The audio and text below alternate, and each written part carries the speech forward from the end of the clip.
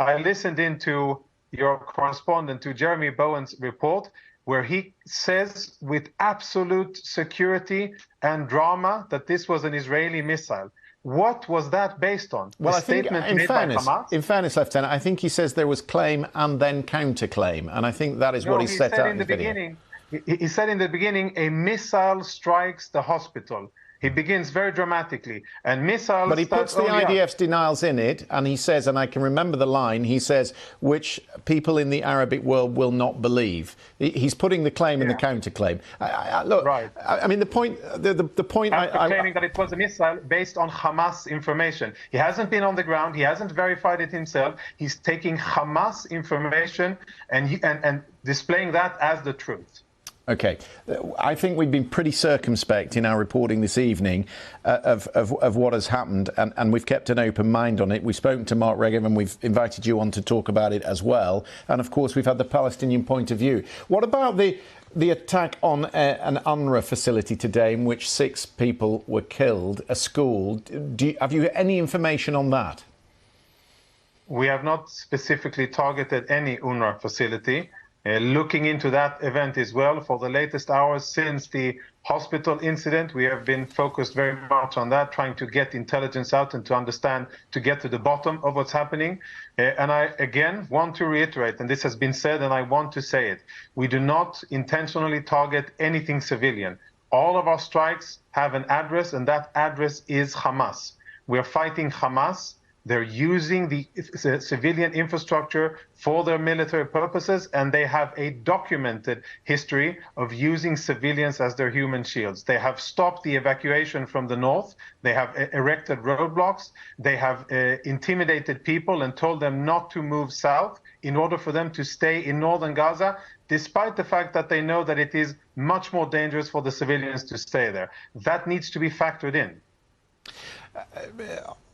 Can we talk about the politics? Because you'll be aware that President Biden has just left for Israel, and meetings have been cancelled in Amman, which crucial to supplying humanitarian aid to people in the southern part of the Strip. The IDF must be under quite some pressure now to provide this evidence to the Americans, who will, when they land tomorrow, have to make some decisions on how much support they give to the direction of the war, to the ground incursion that is being planned.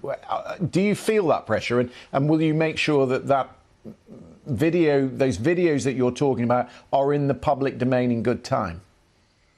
Yes, indeed we will, and I'll tell you something more. You know, we are dealing with the most ruthless and vile organization. We've spoken about the atrocities. I won't go into it and I won't repeat it. But there's also the other domain of information here. We have seen Hamas do the most despicable acts against Israeli civilians and against its own civilians. And I think that it is about time for journalists who are doing their professional duty as journalists to act extremely cautiously when starting reporting of events with casualties in Gaza, because all of the information coming out of Gaza is run and ruled by Hamas. And they have no issues with lying. They don't answer to anybody. They are not beholden to truth, and they don't care to lie and distort and to misrepresent events on the ground, as long as it serves their purposes and they can blame Israel. This appears to be just such an example of an event that happened that we did not do, that happened as a result of a misfire, and immediately, almost immediately, the first response is blaming Israel for the attack without checking the data. And I would also have I done that, though? Have I done that, or have I been fair in my questioning? You, I think, are commendable, sir.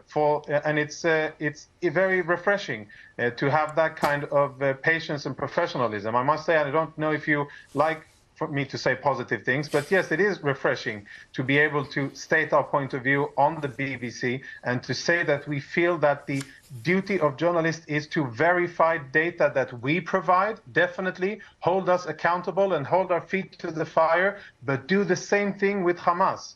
Claim that and verify and make sure that whatever they say isn't automatically put into a story by Jeremy Bowen claiming that a missile struck, because it wasn't a missile and he has no way of knowing it. Just before I let you go, I mean, one of the lines he did say was that Islamic Jihad and Hamas do not have weapons that can cause that sort of damage, that size of explosion. In your professional opinion?